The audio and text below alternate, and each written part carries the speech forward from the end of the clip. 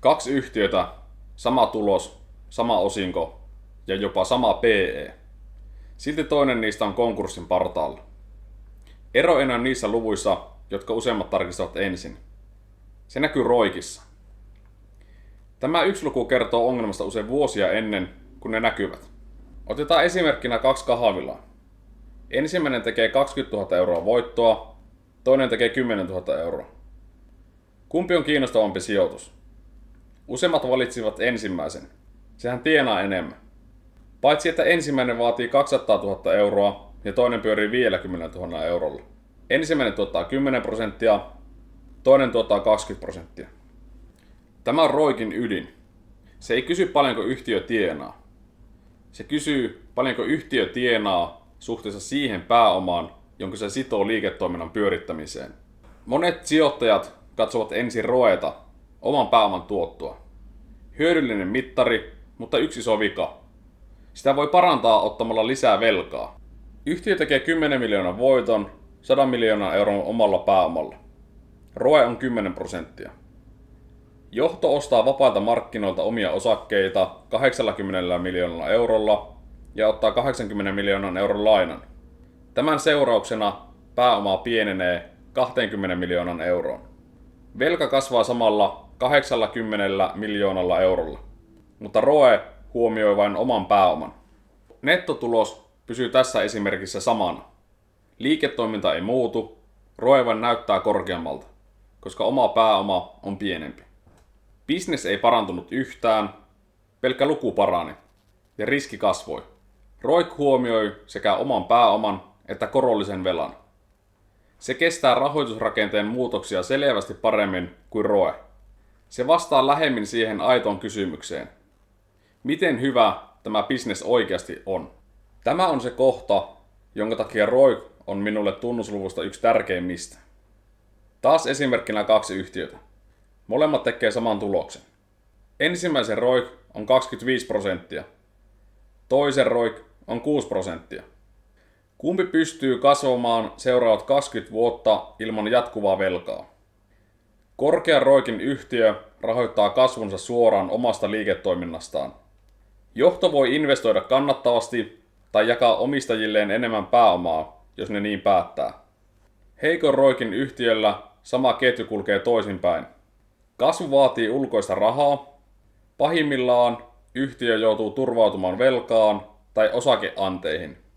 Ja jos se silti maksaa osinkoa, jossakin vaiheessa osinko ei tule enää kassavirrasta, vaan sitä maksetaan velkarahalla.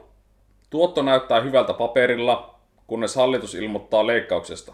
Aina yllätyksenä niille, jotka eivät katsoneet ROICia. Tämän takia avaan uutta yhtiötä tutkiessani ROICin ensimmäisten joukossa. En katso osinkotuottoa enkä PEtä, vaan ROICia. ROIC kertoo, kuinka tehokkaasti yhtiö muuttaa kaikki liiketoimintaan sidotut pääomansa tulokseksi.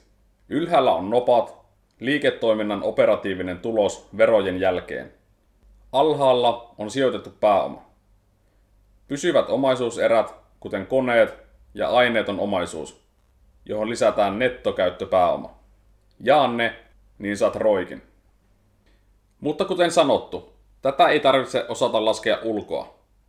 Tärkeintä on ymmärtää, mitä se mittaa. Monet sijoitusalustat laskevat tämän jo valmiiksi sulle. Eli jos ROIC on 15%, yhtiö tienaa nettona 15 senttiä jokaista sijoitettua euroa kohden. Jos ROIC on 5%, se tienaa vain 5 senttiä euroa kohden, ja niin edelleen. Korkea ROIC yhdeltä vuodelta voi olla varoitusmerkki, ei houkutin. Yhtiö saattaa elää syklihuippua, jossa hinnat ovat tapissa, mutta lasku on jo ovella. Tai se on lakannut investoimasta tulevaisuutensa. Katso aina 5 vuoden keskiarvoa. Laskeva trendi on varoitusmerkki jopa korkeilta tasoilta. Minua kiinnostaa korkea ROIC. Vielä tärkeämpää on, että se pysyy korkeana. Mieluummin 18% ROIC 10 vuoden ajan kuin yksi 35% huippuvuosi. Laadun pitää olla jatkuvaa. Pelkkä ROIC ei riitä. Sen kaveriksi tarvitaan vertailukohta. Yhtiö luo arvoa vain, jos roikki ylittää pääoman kustannuksen eli VACin. VACki kuvaa sitä tuottovaatimusta, jota sekä omistajat että lainanantajat vaativat. Pohjoismaisille vakaille yhtiöille se liikkuu tyypillisesti noin 7–9%. Yksittäisen yhtiön arvio vaihtelee toimialan, riskin ja korkotason mukaan. Jos roikki on 15% ja pääoma maksaa 8%, yhtiö luo arvoa. Jos roikki on 7% ja pääoma maksaa 9%, yhtiö tuhoaa arvoa. Pelkkä kasvu ei luo arvoa, ellei se tuota enemmän kuin mitä pääoma maksaa. Ajattele VACkia korkona, jonka maksat siitä pääomasta, jota yritys käyttää. Jos lainat rahaa 8% korolla ja sijoitat sen 15% tuotolla, välille jää 7% ylijäämä. Jos taas sijoitat sen 7% tuotolla, olet pakkasella. Harvia, joka muuten on seuraavana analyysissä, on ylläpitänyt roikkia useana vuonna 20% tasolla. Kun tätä verrataan yhtiön arvioitun VACkiin, erotus on merkittävä. Harvia on pystynyt sijoittamaan liiketoimintaan jätetyn pääoman erittäin korkealla tuotolla. Korkea ROIC ei silti tarkoita, että osake olisi juuri nyt halpa. Se ei katso osakkeen hintaa. Liiketoiminnan laatu ja osakkeen hinta on kaksi eri asiaa. Eri toimialoja ei voi laittaa samaan muottiin. 8% voi olla sähköverkkoyhtiölle hyväksyttävää. Infrastruktuuri vaatii massiivisia pääomainvestointeja. Ohjelmistoyhtiöille sama luku on heikko. Siltä odotetaan 20–30%. Vertaa aina saman toimialan sisällä muihin yhtiöihin. Mun seulassa ensimmäinen suodatin on yksinkertainen.